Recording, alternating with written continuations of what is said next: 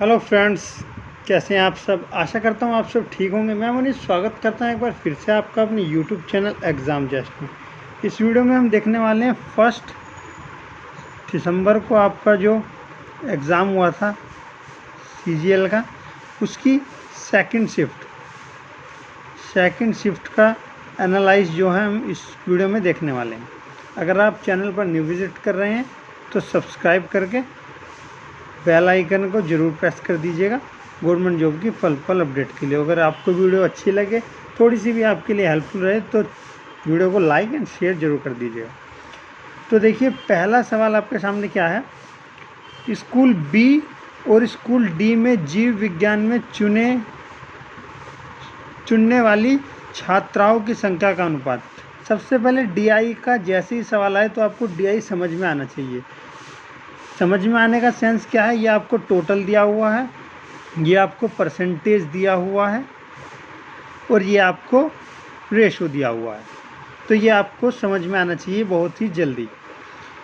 तो अब इसको सोल्व कैसे करेंगे। जैसे बी है, स्कूल बी में 400 कैंडिडेट थे, 400 में से 36% कैंडिडेट जो हैं वो जीव विज्ञान के हैं। तो यहाँ से इसका 36% जो है निकाल लेंगे।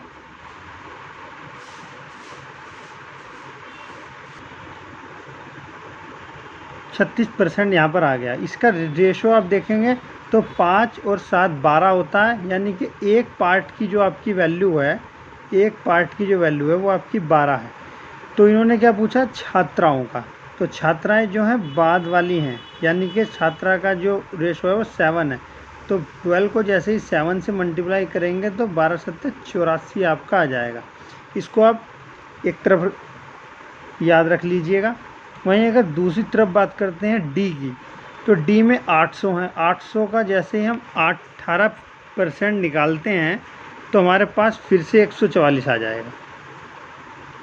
144 की यहाँ पर फिर से 12, टोटल दोनों रेशो को जोड़ेंगे तो 12 आ जाएगा। तो यहाँ से जैसे ही हम एक पार्ट की वैल्यू निकालेंगे तो यहाँ से भी 12 आ जाएगी। और छात्रों की जो संख्या है वो यहाँ पर 9 है। तो जैसे हम इससे डिवाइड करेंगे, मल्टीप्लाई करेंगे तो 12 नहीं, यहाँ पर ये आ जाएगा। वरना आप यहीं पर भी रेशो निकाल सकते हैं। ये 12 से ये 12 कटेगा तो 7:9 आपका जो है राइट आंसर आ जाएगा। नेक्स्ट सवाल देखते हैं। नेक्स्ट सवाल जो है आपका, उसमें पूछा है आपको XYZ की वैल्यू बतानी है। तो ये एक लाइन पर आपके जो है 180 डिग्री का जो है कोण बनता है। तो यहाँ पर ये 120 है, तो यहाँ पर ये बनेगा 60। और जब ये 60 है, ये 180 है, 112 है, तो यहाँ पर इसको हम ऐड करेंगे तो x आपका आ जाएगा 10। और जब एक लाइन पर 180 डिग्री का कोण बनता है तो ये वाला जो आपका एंगल बनेगा यहाँ पर, तो ये बन जाएगा 17। जब ये 17 है तो x और y ये दोनों को जोड़ेंगे तो ये तीनों कोणों का योग जो है 180 होता है। इसमें से घटाएंगे तो इन दोनों का हो जाएगा 110। और इन तीनों को XYZ को अगर जोड़ेंगे तो आपका 120 जो है करेक्ट आंसर यहाँ पर ऑप्शन सी में जो है आ जाएगा।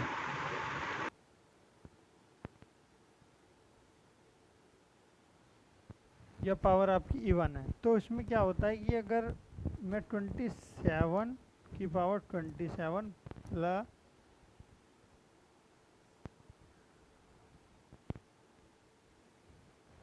देखिए, इसमें कुछ नहीं होता, सिंपल सी बात है। आपको इसको पावर वाली जो टर्म है ना, इसको 28 से आपको डिविजिबल बनाना है। तो यहाँ पर 27 की पावर 27 प्लस 1 की पावर 27 प्लस 27 माइनस 1 अगर मैं करता हूँ तो ये कलर चेंज कर लेता हूँ, 1 मिनट। ये वाला टर्म इस वाले टर्म को कैंसिल आउट कर देगा, तो ये आपके पास ये वाली चीज़ जो है आ जाएगी। वहीं अगर बात करता हूँ इन दोनों टर्म की, तो ये जो है 28 से अब डिवाइड हो जाएंगे और यहाँ पर जो शेष बचेगा वो 27 माइनस 1 26 आपका जो है राइट आंसर हो जाएगा। तो इस तरीके से इसमें आपको बनाना होगा। ये आपका सवाल जो है बहुत ही सिंपल सा सवाल है। अगर आपको क्वाड्रेटिक याद है यहाँ पर, अगर नहीं भी याद है तो भी आप यहाँ पर इजीली इसका जवाब जो है दे सकते थे। देखिए ये किसके नज़दीक है, तो ये आप बोलेंगे कि 180 प्लस 60 है, तो 60 पे जो 10 की वैल्यू होती है वो √3 होती है। तो √3 यहाँ पर प्लस में भी है और यहाँ पर माइनस में भी है। तो अब आपको पता लगाना है कि कौन सा माइनस आंसर है या प्लस आंसर है। तो आपको यहाँ पर क्वाड्रेटिक की थोड़ी सी, यहाँ पर ऑल पॉजिटिव होते हैं, यहाँ पर साइन और कॉस, साइन और कोसेक पॉजिटिव होते हैं, यहाँ पर टेन और कोट जो है पॉजिटिव होते हैं। यहाँ पर 90 होता है, यहाँ पर 180, और ये 180 से ज़्यादा में जा रहा है यानी कि 224 में, तो यहाँ पर पॉजिटिव वाला जो है राइट आंसर होगा। ये फिर से एक जो है टेबल से सवाल आ गया है। यहाँ पर तो 10 60 की वैल्यू अभी हमने पीछे देखी थी, ये थी, और ये 1 प्लस 10 यानी कि 3 यहाँ पर आ जाएगा। मैं बताऊंगा अभी आपको इसको वैल्यू पुटिंग से करना ज़्यादा इजी है। नीचे यहाँ पर आपका 4 बन जाएगा, 4 बन जाएगा, और ये जैसे ही 2 से कटेगा यहाँ पर, तो साइन 60 की वैल्यू जो है वो √3/2 होती है। बाकी और किसी की भी वैल्यू √3/2 नहीं होती 60 पर। नेक्स्ट सवाल है आपका a प्लस बी, आपको इतना दिया हुआ है, a भी इतना दिया हुआ है, ये बताना है। तो इसके अंदर आपको कुछ नहीं करना, पहले आप स्क्वायर निकाल लीजिए। मैं डायरेक्ट आपको फॉर्मूला लगा के बता रहा हूँ। ये जब इधर आ जाएगा तो ये माइनस हो जाएगा, तो यहाँ पर आपका 1 और 5 यानी कि 51 आपका जो है रिमाइंडर बचेगा। फिर से अगर हम फॉर्मूला लगाते हैं, ये जो वैल्यू आई है ये वैल्यू आई है इसकी, और इसी में हम जब दोबारा फॉर्मूला लगाएंगे तो ये बन जाएगा a² प्लस b² का। यहाँ पर जब फॉर्मूला हम लगाएंगे तो ये a4 प्लस b4 और यहाँ पर प्लस 2a² और b² यहाँ पर आपको मिलेगा। इसकी वैल्यू आपकी क्या आई थी 51, तो 51 का यहाँ स्क्वायर कर देंगे। फिर ये हमको निकालना है, और a²/2² भी अपने पास नहीं है, तो हम सिंपली कुछ नहीं करेंगे, 35 को मल्टीप्लाई कर देंगे 2 बार। देखिए अगर बात करते हैं इसकी, तो ये आपका आ जाएगा 22,601, और ये आपको पता होना चाहिए कि 5 से किस तरह का मल्टीप्लिकेशन होता है। तो 25 और 3 चौक 12 आपका यहाँ आ जाएगा। इसको हम डबल करके इसमें से जैसे ही माइनस करेंगे तो हमारे पास जो है इसकी वैल्यू जो है आ जाएगी। अब अगर यूनिट डिजिट से सॉल्व करता हूँ तो ये आपका हो जाएगा 2500, 2450 यहाँ पर आपका आएगा, तब आपका 105। यहाँ पर थोड़ी मिस्टेक्स हो गई थी। ये आप देखते हैं, एक निश्चित राशि को 3 वर्ष के लिए 14% की दर से साधारण ब्याज पर दिया जाता है। समान राशि पर 5 वर्ष के साधारण ब्याज से इतना कम है। यानी कि सिंपल सी बात है, सिंपल इंटरेस्ट का आप सभी को फॉर्मूला पता है, तो मैं डायरेक्ट फॉर्मूला जो है लगाता हूँ। यहाँ पर आपका P हो जाएगा, R हमको दिया हुआ है, T पहले में 3 है, लेकिन वो पहले कम में बता रहा है, तो हम यहाँ पर पहले 5 लिखेंगे, उसके बाद लिखेंगे 3, क्योंकि इससे कम बता रहा है। यहाँ इक्वल टू में आपका 4200 आ जाएगा। जैसे ही हम इसको सोल्व करेंगे, मैं आपको सिंपली, मैं ये जो आपका 100 है इसको इधर ले गया एलसीएम लेके, तो यहाँ पर हमारा क्या बच जाएगा इन्होंने पूछा है राशि ज्ञात करनी है, तो ये 14 पंजे आपका 70 पी हो जाएगा यहाँ पर, और वहाँ पर आपका 14 दिया 42 पी हो जाएगा। जैसे ही हम इसमें इसको माइनस करते हैं तो ये आपका आ जाएगा 8, और ये आपका यहाँ पर आ जाएगा 2 पी। और इसको जैसे ही हम इससे डिवाइड करेंगे तो आपके पास 15,000, 7 से अब यहीं से भी डिवाइड जो है कर सकते हैं, 7 से 4 बार में जाएगा, 6 बार में जाएगा, और 4 से 15 बार में जाता है, तो यहाँ पर 15,000 आपका राइट आंसर हो जाएगा। ये देखिए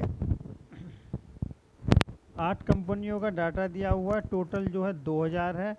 बाकी नीचे चलते हैं, सवाल दिया हुआ होगा PQRS।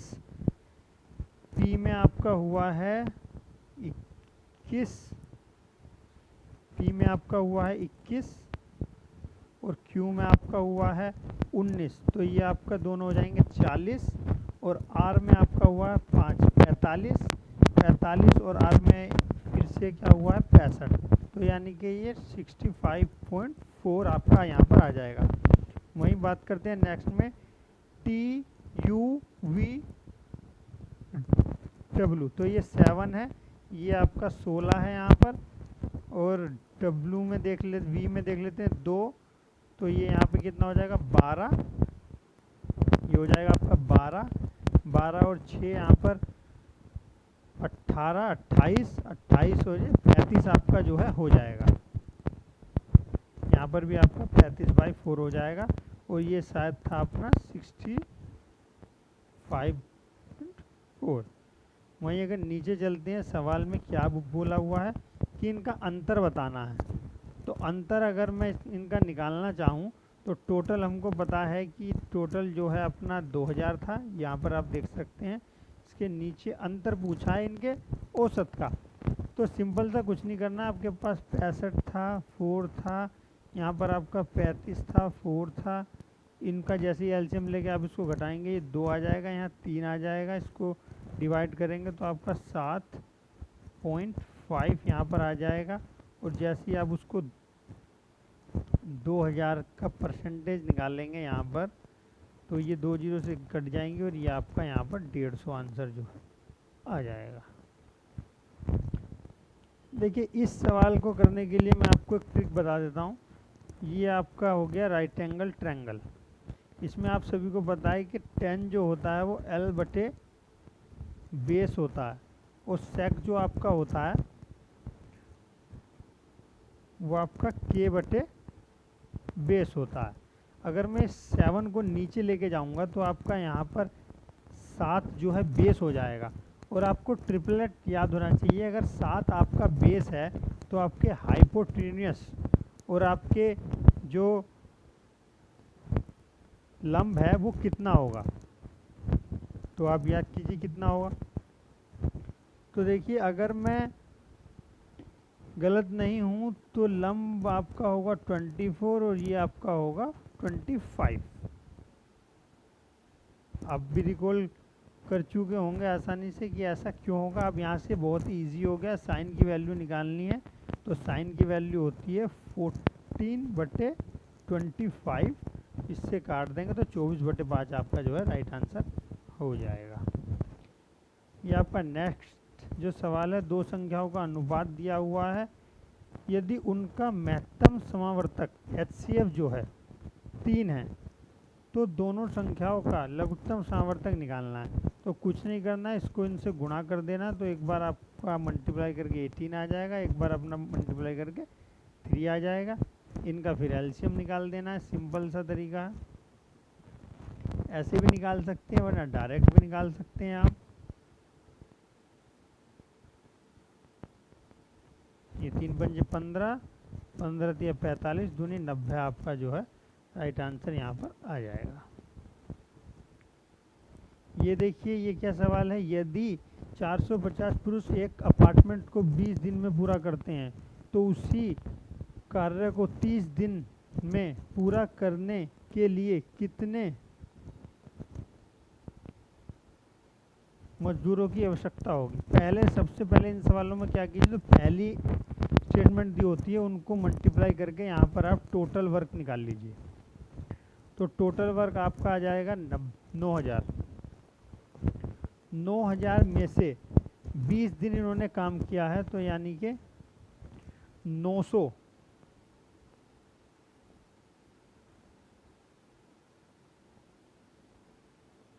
एक मिनट,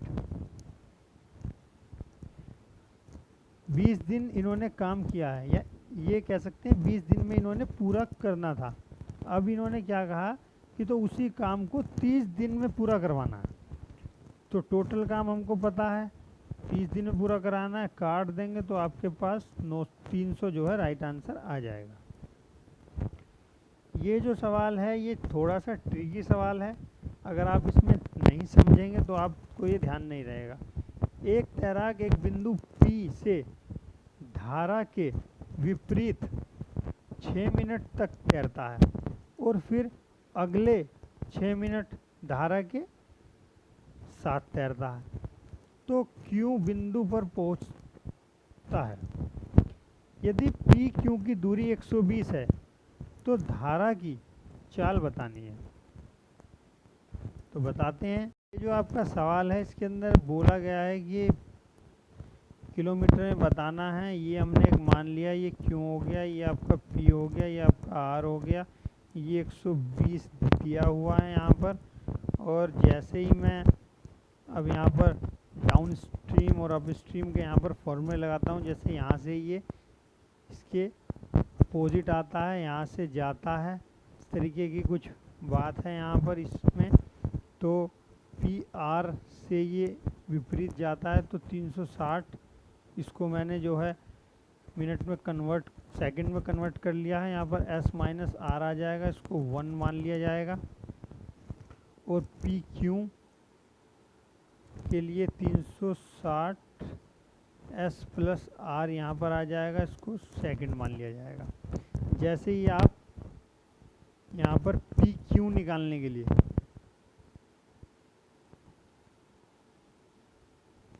ये R है, ये पूरा निकालना है, ये पूरा निकालना है क्योंकि यहाँ से यहाँ तक जाता है, और ये निकालना है। तब हम इस पूरे में से इस हिस्से को घटाएंगे तो अपने पास PR आ जाएगा। वही यहाँ पर मैं कर रहा हूँ। अगर मैं यहाँ से नेक्स्ट स्लाइड में दिखाता हूँ, अगर मैं यहाँ से PQ निकालता हूँ तो मुझे QR में से PR को माइनस करना होगा। और जैसे ही मैं वो दोनों इक्वेशन यहाँ पर माइनस करता हूँ तो मेरे पास कुछ इस तरीके से आ जाएगा, S plus R minus S plus R। S से यहाँ पर S कट जाएगा और यहाँ पर जो R की वैल्यू है वो 1/6 आ जाएगी। ये मीटर पर सेकंड में आया क्योंकि हमने यहाँ पे इसको सेकंड में बदल लिया था। इसको किलोमीटर में बदलने के लिए यहाँ पर 5 से डिवाइड और 18 से मल्टीप्लाई करेंगे तो 18 पॉइंट यहाँ पर 13 आ जाएगा, और इसको डिवाइड करेंगे तो 0.6 यहाँ पर आपका राइट आंसर जो है हो जाएगा। नेक्स्ट सवाल जो है सक्सेसिव का है, सिंपली 1 सेकंड का सवाल है। अगर आप लिखना ना भी चाहें तो इसको इजीली कर सकते हैं। 27 हो गया, 27 में से 1.8 गए तो 25.2 यहाँ पर आ जाएगा। नेक्स्ट जो सवाल है आपका AB, यानी कि AB ये हो गया और AD ये हो गया, ये आपके दोनों बराबर हैं। फिर आपका नेक्स्ट क्या कह रहा है कि AC और आपका AE ये भी बराबर है, तो ED यानी कि ये भी बराबर होगा। अगर BC आपका 11 है तो ED आपका 11 हो जाएगा, सारी चीज़ बराबर है। तो यहाँ पर सिमिलैरिटी ऑफ ट्रायंगल की प्रॉपर्टी लग जाएगी।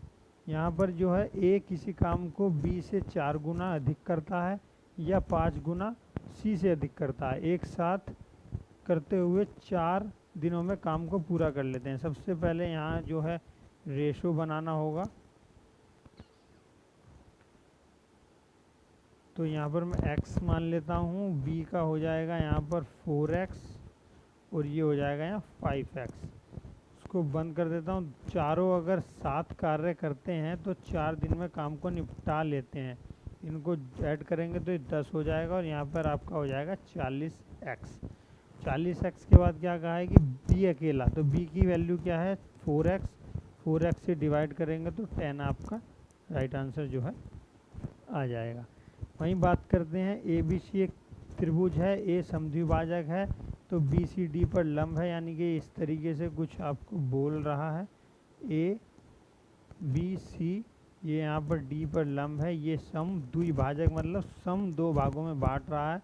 ये आपको 6 दिया हुआ है, ये पूरा आपको 14 दिया हुआ है। जब ये 6 घट जाएगा तो यहाँ पर 8 आ जाएगा और जो इन दोनों भुजाओं का रेशो रहेगा आपका, वही जो है इनका भी रेशो रहेगा और वही सवाल में आपसे पूछा गया है, ये आप याद रखिएगा।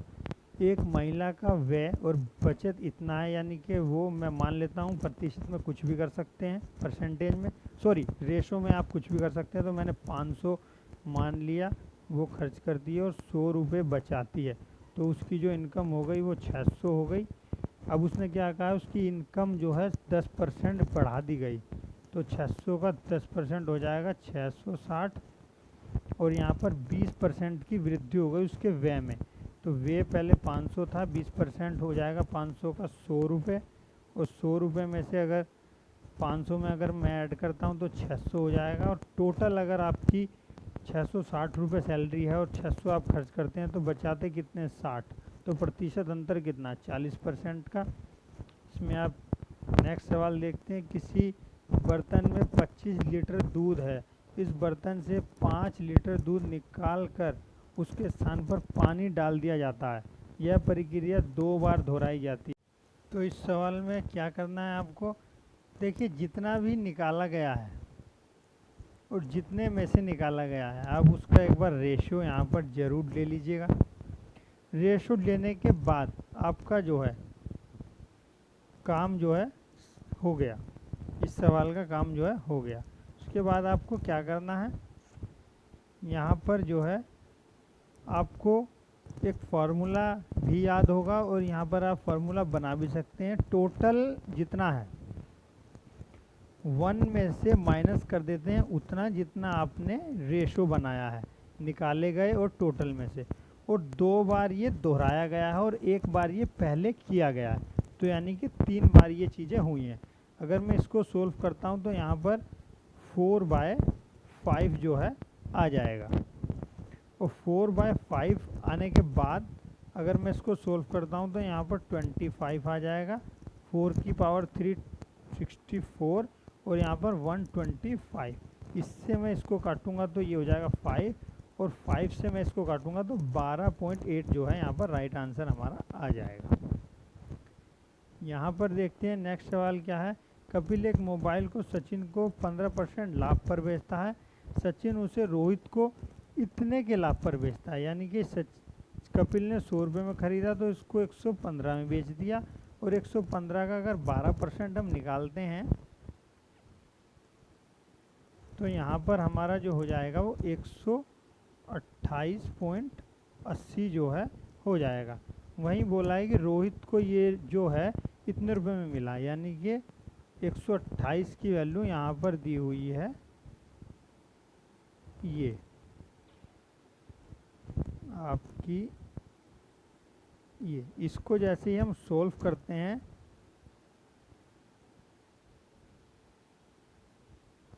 तो आपका 2.5 आ जाएगा। और इन्होंने पूछा है कि कपिल को कितने मिला था, इससे जैसे ही मल्टीप्लाई हम करेंगे, यहाँ इसको अगर काटना आपको नहीं आ रहा तो यहाँ से 4 से 2 से काट लीजिएगा तो ये 2.5 यहाँ पर आ जाएगा, तो 250 आपका यहाँ पर राइट आंसर बन जाएगा।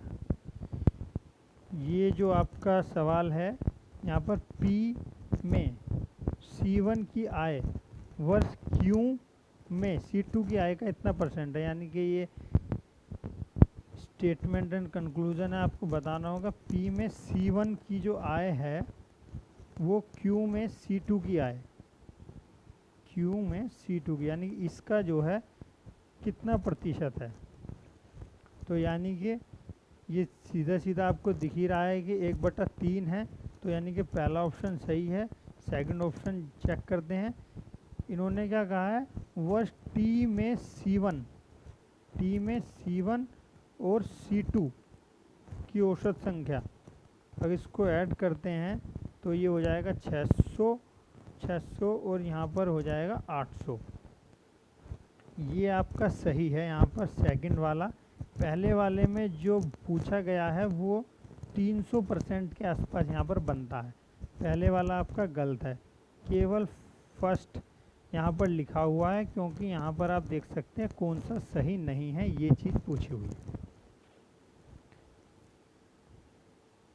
इसको अगर हम सॉल्व करते हैं यहाँ पर, तो यहाँ पर आप वैल्यू पुटिंग से भी कर सकते हैं, हिट एंड ट्रायल से भी कर सकते हैं, कि इससे भी कर सकते हैं। अगर मैं यहाँ से x की वैल्यू यहाँ निकालता हूँ तो ये हो जाएगा 36 माइनस y की पावर, सॉरी यहाँ माइनस भी आएगा,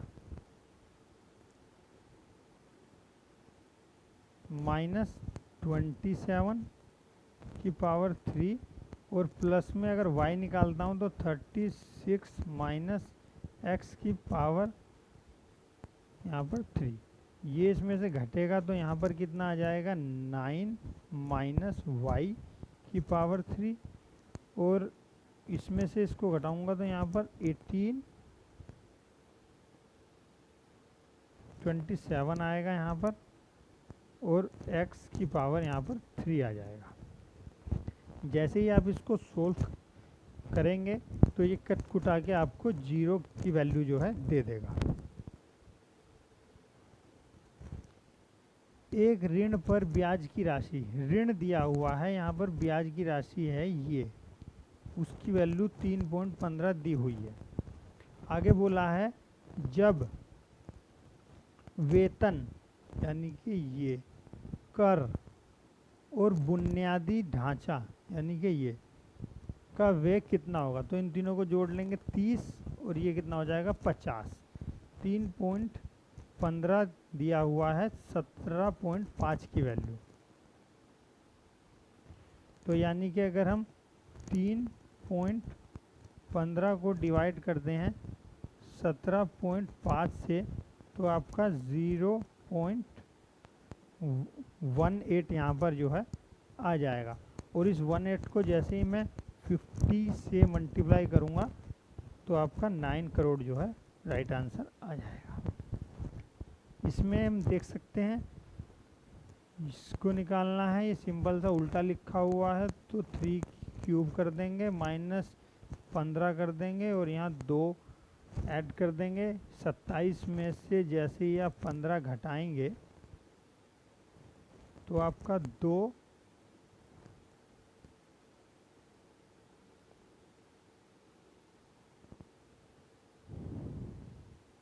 15 नहीं होगा, यहाँ पर आपका 9 आएगा। जैसे यहाँ पर आपका 9 आएगा, और यहाँ पर आपका हो जाएगा 18 + 2 20, आपका जो है राइट आंसर यहाँ पर हो जाएगा। एक 13 सेंटीमीटर त्रिज्या वाले ठोस के धात्विक गोले को पिघलाकर, जब भी पिघलाने की बात आए, ढालने की बात आए, तो आयतन निकलता है। और यहाँ पे क्या है, ठोस धात्विक गोले, गोले का यहाँ पर आयतन लिख लीजिए जल्दी से, और शंकु का भी आयतन लिख लीजिए। ऊंचाई पूछी है, नहीं पता है, 13/2 यहाँ पर व्यास हो जाएगा। हाइट हमको पता नहीं है, आर यहाँ पर इसकी रख देते हैं।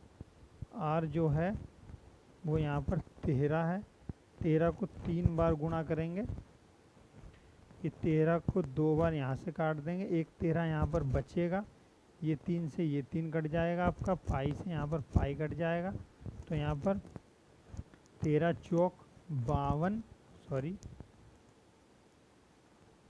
13 चौक 52 आपका आ जाएगा, और इसको 4 से मल्टीप्लाई करेंगे तो 208 आपकी जो है हाइट सेंटीमीटर में आ जाएगी।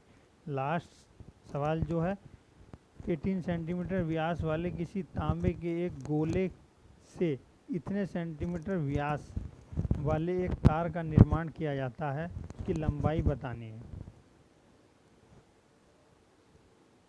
इतने सेंटीमीटर तांबे के एक गोले से इतने व्यास वाले तार, यानी कि ये गोले के, और गोले का फिर से यहाँ पर लिख लेते हैं। अगर आपको में सेंटीमीटर में पता नहीं है तो वो मैं आपको बताता हूँ किस तरीके से निकालते हैं। ये आपका व्यास दिया हुआ है, तो यहाँ 9 9 और 9 3 बार लिख लेंगे, क्योंकि 4/3 पाई आर क्यूब होता है। तार जो है आपका बेलन के आकार का होता है, तो यहाँ पर 6 और यहाँ पर 6 लिख लेंगे। एच हमको निकालना है, एच यहाँ रख देंगे, पाई से पाई कट जाएगा, 3 नीचे, 3 से यहाँ पर ये 3 कट गया, 3 से यहाँ 3 कट जाएगा, 3 से ये, और ये आपका आ जाएगा 2 मल्टीप्लाई 2, इसको काटेंगे तो यहाँ पे कितना हो जाएगा आपका 4 हो जाएगा। और जब हम इसको मल्टीप्लाई करके सोल्व करेंगे तो आपका यहाँ पर 108 राइट आंसर जो है आ जाए। क्योंकि ये 6 भी हमारा जो है व्यास है, तो यहाँ पे भी हमको 2 2 लेना पड़ेगा, तो ये 4 2 2 करके 4 ऊपर चला जाएगा। और जब इसको 27 को हम 4 से मल्टीप्लाई करेंगे तो 108 आपका राइट आंसर आ जाएगा। इस वीडियो में बस इतना ही, मिलते हैं नेक्स्ट वीडियो में।